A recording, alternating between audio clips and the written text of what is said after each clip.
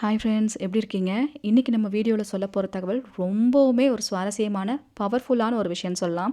சித்ரையா வீட்டில் நடக்கிற சித்ரையாவே சொன்ன ஒரு பல விஷயங்களில் இதுவும் ஒன்று. அதாவது மரகத நிலவழி சக்கரம் தொடர்புடைய ஒரு விஷயந்தான். ரொம்ப முக்கியமானது, கண்டிப்பாக அதை தெரிஞ்சு வச்சுக்கோங்க. அதற்கு முன்னாடி இது நவமூலிகை யாகத்துக்கான அப்டேட். வரப்போகிற பஞ்சமி எப்போ வருதுன்னா 21ஆம் தேதி வருது. 20ஆம் தேதியோட நீங்கள் பெயர்கள் கொடுக்கறதுக்கான டைமிங்ஸ் முடியுது. இன்னும் ஒரு 5 டேஸ் தான் டைம் இருக்குது. அதற்குள்ளே வர பெயர்கள் மட்டும் தான் நம்மளால் எடுக்க முடியும். நம்ம வீடியோ தொடர்ந்து இந்த 5 இயர்ஸாக பார்த்துட்டு இருக்கிறவங்களுக்கு நல்லாவே தெரியும் நவமூலிகை யாகம்னா என்ன, இதுக்கு எப்படி பெயர்கள் கொடுக்கணும், என்ன மாதிரி ப்ரொசீஜர், இது எல்லாமே நல்லாவே தெரியும். சப்போஸ் இந்த வீடியோக்கு நீங்கள் புதுசு அப்படின்னா, இதை பற்றி எனக்கு தெரிஞ்சுக்கணும், நானும் பேர் கொடுக்கணும் அப்படின்னு நீங்கள் நினச்சிங்கன்னா, இந்த வீடியோலேயே வாட்ஸ்அப் நம்பர் இருக்குது. அந்த நம்பரில் நவமூலிகை அப்படிங்கிறத நீங்கள் டைப் பண்ணி அனுப்பினாலே போதும். இதை பற்றின தெளிவான இன்ஃபர்மேஷன் என்னங்கிறத நீங்கள் தெரிஞ்சுக்கலாம். ஃபஸ்ட்டு இது என்ன ஏதுங்கிறது தெரிஞ்சுக்கோங்க, புரிஞ்சுக்கோங்க. தேவைப்படும் பட்சத்தில் உங்கள் பெயர்கள் வேணாலும் நீங்கள் கொடுக்கலாம். பேர் கொடுக்குறவங்க அவசியம் எந்த ஊர்லேருந்து மெசேஜ் அனுப்புகிறீங்களோ அந்த ஊர் பெயர் போட்டு கண்டிப்பாக அனுப்பணும். சரிங்களா? அதே போல் நம்மளோட நீலவழி சக்கரம் எப்படி பயன்படுத்தணும், என்ன செய்யணும், என்ன செய்யக்கூடாது, எல்லா வழிபாட்டு முறைகளும் நான் வீடியோவில் கொடுத்துருக்கேன். நீலவழி சக்கரம் அந்த பிளேலிஸ்ட்டில் பாருங்கள், மரகத நீலவழி சக்கரம் அப்படின்ட்டு இருக்கும். அதில் எல்லாமே நம்ம சொல்லியிருக்கு. சரிங்களா? அந்த பார்ட் 1லேருந்து ஃபுல்லாக பார்த்தீங்கன்னா உங்களுக்கு எல்லாமே தெளிவாக புரியும். இன்னொரு விஷயம் என்னென்னா, சிஸ்டர் 1 இயர் எப்படி கால்குலேட் பண்ணுறது, அதாவது நீங்கள் எங்களுக்கு அனுப்புறது கணக்கா இல்லை எங்களுக்கு கையில் கிடைக்கிறது ஒரு கணக்கான்னு கேட்டிருக்கீங்க. உங்கள் கையில் கிடைக்கிறதான் கணக்கு. நீங்கள் உங்கள் வீட்டில் வச்சு எப்போ சாமி கும்பிட ஆரம்பிச்சிங்க அதுலேருந்து தான் கணக்கு. நீங்கள் அந்த பின்னாடி அந்த அட்டையிலே டேட் நோட் பண்ணி வச்சுக்கோங்க. இத்தனாம் தேதி நமக்கு ரிசீவ் ஆகிருக்கு, அப்போ அடுத்த வருஷம் அந்த தேதிங்கும் போது 1 இயர் நமக்கு கணக்காகுது அப்படிங்கிற மாதிரி நீங்கள் அதை நோட் பண்ணி வச்சுக்கோங்க. எங்கிட்டையும் உங்கள் நம்பர்லாம் இருக்குது, யாராருக்கெல்லாம் அனுப்பியிருக்கோங்கிற நம்பர் டீட்டெயில்ஸ்லாம் எங்கிட்ட இருக்கும். நானே உங்களுக்கு ரிமைண்ட் பண்ணுவேன். இருந்தாலும் நீங்களும் நோட் பண்ணி வச்சுக்கிறது நல்லது. சரிங்களா? ஸோ அது நோட் பண்ணி வச்சுக்கோங்க. 1 இயர்க்கு அப்புறம் நீங்கள் இந்த 1 இயர் நீங்கள் யூஸ் பண்ணுறதுலே உங்களுக்கு வித்தியாசம் தெரியும். ஏன்னா இந்த 1 வீக்கில் எல்லாத்து வீட்லேயும் ரிசீவ் ஆனதுலேருந்து ஏகப்பட்ட விஷயம் எனக்கு அத்தனை பித்தனை மெசேஜஸ் ரொம்ப ஆச்சரியமாக இருக்குது.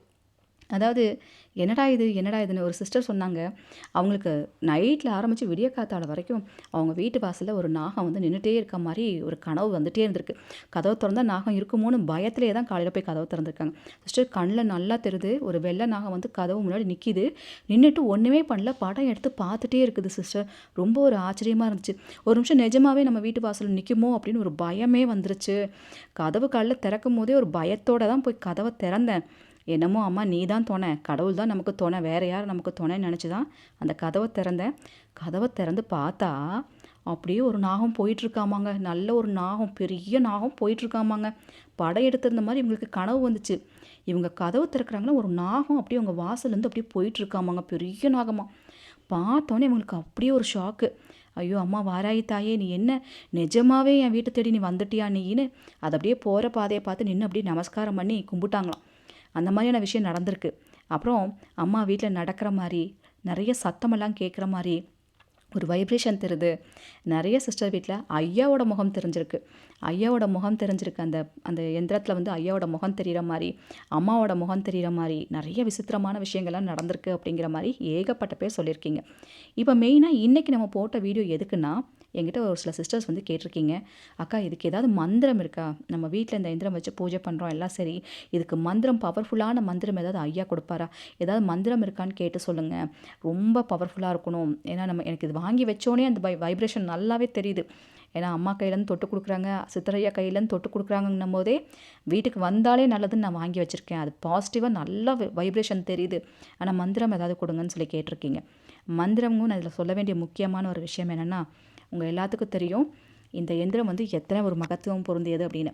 இதில் நமக்கு தெரிஞ்ச நிறைய விஷயங்கள் சொல்லியிருக்கோம். இது எப்படி பூஜை பண்ணுறாங்க, எதனால் இப்படி உருவாச்சு, என்ன எதுங்கிறலாம் நீலவழி சக்கரம் பிளேலிஸ்ட்டில் இருக்குது, பார்த்துக்கோங்க. முக்கியமான விஷயங்கள் என்ன, 64 யோகினிகள். உங்களுக்கு எல்லாத்துக்கும் தெரியாத ஒரு இன்ஃபர்மேஷன் இதுதான். யோகினிகள் வழிபாடும் இதில் இருக்குது. 64 யோகினிகள்னு சொல்லுவாங்க.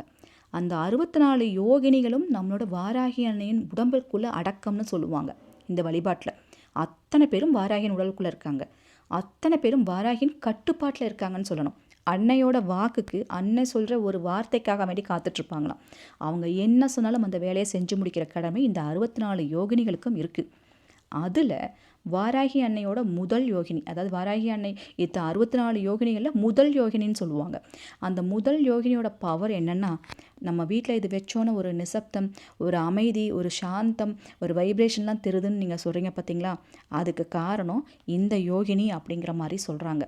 அவங்க பேர் என்னன்னு உங்களுக்கு சொல்கிறேன். இந்த யோகினியோட வேலை என்னென்னா, உங்களுக்கு வாராகி எண்ணெயை எப்படின்னா சொல்லுவாங்க, அவங்க பூமியை பார்த்த மாதிரி தான் அவங்களோட பார்வை இருக்கும். பூமிக்குள்ளேருந்து அந்த கிழங்கை தோண்டி எடுத்து சாப்பிடுவாங்க. ஏன்னா எத்தனையோ பிரச்சனைகளை தோண்டி எடுத்து சரி பண்ணுவாங்க. அந்த பவர் வந்து அன்னைக்கு இருக்குன்ற மாதிரி நம்ம சொல்லியிருக்கோம். சேம் அதே மாதிரி இந்த யோகினியோட பார்வை பூமியை பார்த்த மாதிரி தான் இருக்குமோ. பூமியை பார்த்த மாதிரி இருக்கும். ஒரு அமைதியான ஒரு தன்மை, ஒரு மனசில் ஒரு நிசப்தம், இந்த மாதிரி நிறைய விஷயங்களுக்கு வந்துட்டு இவங்க உதவி செய்வாங்க அப்படிங்கிற மாதிரி இருக்குது. சித்தரையா வீட்டில் இந்த யோகினி பறவை ரூபத்தில் வலம் வருவாங்க. நிறைய எத்தனையோ பேர் பார்த்தவங்க இவங்க வீட்டில் மட்டும் என்ன எங்கேருந்து இவ்வளோ வருது. ஏன்னா அந்த பறவை வந்து அவ்வளோ சீக்கிரம் எல்லாத்து வீட்லேயும் போய் உட்காரதோ நடக்கிறதோ ஓடுறதோ அப்படி இருக்காது. ஆனால் அது ரோட்டில் நடந்து போகிறத பார்க்கலாம், நீங்கள் நார்மலாக நீங்கள் பார்க்கலாம்.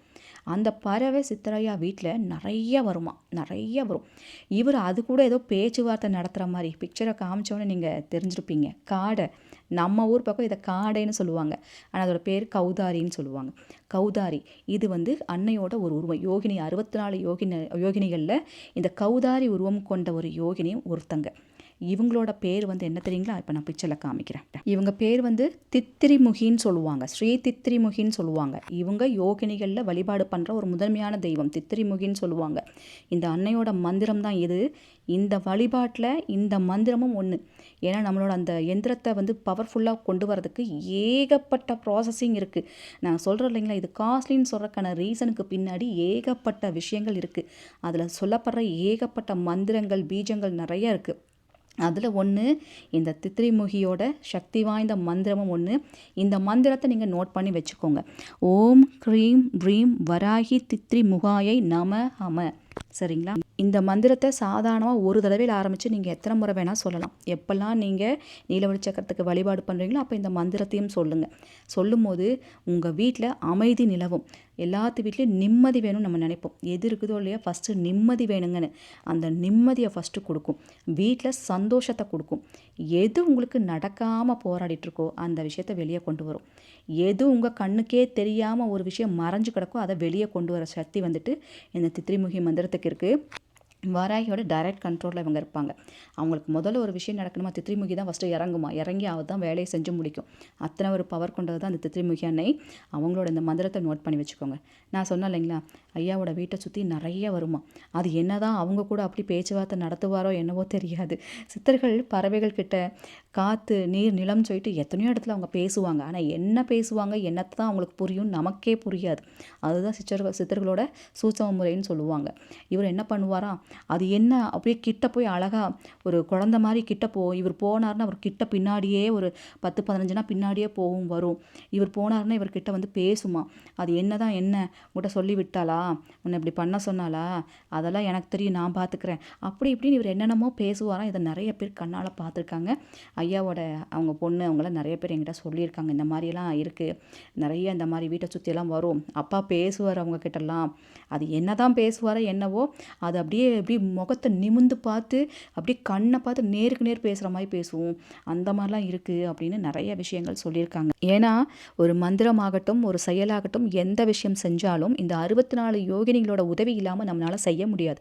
ஏன்னா 64 யோகினிகளோட வேலை என்னென்னா, நம்ம கும்பரமிலேயே ஒரு தெய்வங்கள், அந்த தெய்வங்களுக்கு கீழே வேலை செய்கிற ஒரு ஸ்டாஃப் மாதிரி தான் இவங்க எல்லாமே. அவங்கள வச்சு தான் மற்ற வேலைகளை அவங்க முடிப்பாங்க. எல்லாத்துக்குமே தெய்வம் டைரெக்டாக அவங்களே வரமாட்டாங்க, அவங்களும் வருவாங்க. பட் அதற்கு முன்னாடி இவங்களை அனுப்பி தான் அந்த விஷயத்த செய்ய சொல்லுவாங்க. அந்த வகையில் தித்திரிமுகி பயங்கர பவர்ஃபுல். நீங்கள் கேட்ட மாதிரி இந்த மந்திரத்தை நோட் பண்ணி வச்சுட்டு வழிபாடு பண்ணிக்கோங்க. சரிங்களா?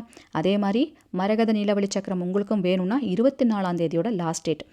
நீலவழி சக்கரம் வேணும்னா அதுக்கு நீங்கள் நீலவழி சக்கரம் வேணும்னு எனக்கு மெசேஜ் பண்ணுங்கள். நான் அதோட டீட்டெயில் உங்களுக்கு அனுப்புகிறேன். நம்மளோட பிளேலிஸ்ட் இருக்குது, அதில் பார்த்துக்கோங்க. எல்லா விவரமும் அதில் இருக்குது. உங்கள் லைஃப்பில் சுத்தமாக எனக்கு அந்த ஒரு விஷயம் நடக்க மாட்டேங்குதுன்னு நினைக்கிறவங்க நீங்கள் இதை வாங்கி வச்சா போதும். எல்லாரும் வாங்கி வைக்கணுங்கிறதுல நம்மளோட நவமூலிகை கொடுக்குறவங்க பல பேர்த்து வீட்டில் இது இருக்குது. இப்போவும் நிறைய பேர்த்து வீட்டில் போய் சேர்ந்துருக்கு. நவமூலிகை பண்ணுறவங்க பல பேரும் இதை யூஸ் பண்ணிட்டு தான் இருக்காங்க. பட் இது உங்களுக்கு வேணுமா அப்படிங்கிறத நீங்கள் யோசிச்சுட்டு வாங்கிக்கலாம். சரிங்களா? ஏன்னா அவங்கவுங்க ஏன்னா நவமூலிகை கொடுக்குறவங்களுக்கு டக்குன்னு எல்லா விஷயமும் நடந்துகிட்ருக்கு. அவங்க நவமூலிகையே ரெகுலராக பண்ணிகிட்ருக்காங்க. இது வந்து என்னென்னா ஐயா தொட்டு கொடுக்கறது, அம்மா தொட்டு கொடுக்கறது, இது வீட்டில் இருக்கும் போதே நிறைய நல்ல விஷயங்கள் ஏகப்பட்ட பேர்த்துக்கு நடக்க ஆரம்பித்தாச்சு. நவமூலிகை கொடுக்குறவங்க பல பேர்த்து வீட்லேயும் இது இருக்குது. நவமூலிகை ரெகுலராக பண்ணாலுமே இதையும் வாங்கி வச்சுருக்காங்க. ஏன்னா நம்ம மெயினான ஒரு பாதுகாப்புக்கு பல விஷயங்களுக்கும் இது உதவுங்க. நடக்கவே நடக்காத விஷயம்லாம் அசால்ட்டாக நடந்துடும். உங்களுக்கு இதோட பவர் நீங்கள் வழிபாடு பண்ண தான் உங்களுக்கு தெரியும். நீங்கள் வீட்டில் வச்சு இந்த பூஜை பண்ண தான் உங்களுக்கு அதோட பவர் அப்படியே காமிக்கும். பால் எதுக்கு வைக்கிறதுக்கு பர்டிகுலராக வேறு எதுவும் வைக்கக்கூடாதான்னு கேட்குறவங்களுக்கு சொல்கிறேன். பால் வந்து அந்த 64 யோகினிகளை சாந்தப்படுத்தவும் அன்னையோட மனசை நிறைக்கவும் தான் இந்த பால் வைக்கிறது. அதனால தான் பச்சை பால் மட்டும் வைங்க, வேறு ஒன்றும் வைக்காதீங்கன்னு சொன்னது. சரிங்களா? அதுக்கு பின்னாடி நிறைய சூட்சம காரணங்கள் இருக்குது. நம்மளோட சித்தர்கள், நம்மளோட சித்தரையா செய்கிற பல விஷயங்களுக்கு பின்னாடி ஒரு காரணம் இருக்குது. அதனால் உங்களுக்கு எது நல்லதோ, எது உங்கள் மனசுக்கு சரின்னு தோணுதோ அந்த விஷயத்த பண்ணுங்கள். வராகியனோட ஆசீர்வாதம் எப்பவும் போல் கிடைக்கட்டும். வராகமூர்த்தி சித்தரையோட ஆசீர்வாதம் எல்லாத்துக்கும் போய் சேரட்டும். பஞ்சமியில் நடக்கிற இந்த மிராக்கள் அத்தனை பேத்துக்கும் நடக்கணும். ஒரே பஞ்சமியில் வாழ்க்கையை மாற அளவுக்கு ஏகப்பட்ட விஷயங்கள் நடந்துகிட்டே இருக்குது. தொடர்ந்து நவமூலிகைக்கு நன்றிகளை சொல்லுவோம். நம்மளோட வாராகி அன்னை, வராகமூர்த்தி சித்தரையா அவங்களுக்கும் கோடான கோடி நன்றிகளை சொல்லிக்கலாம். நம்ம சேனலுக்கு புதுசாக இருந்தால் மறக்காமல் சப்ஸ்கிரைப் பண்ணி வச்சுக்கோங்க. அப்போ தான் இது போல் வீடியோவில் உங்களுக்கு நோட்டிஃபிகேஷன் வரும். இந்த பதிவு பிடிச்சிருந்தாலும் லைக் பண்ணுங்கள், உங்கள் ஃப்ரெண்ட்ஸுக்கும் ஷேர் பண்ணுங்கள். இது போல் பல இன்ஃபர்மேஷன் சொல்கிறக்கு நான் காத்துட்டே இருக்கேன். உங்கள் அன்பு தோழி ராஜி. Thank you so much.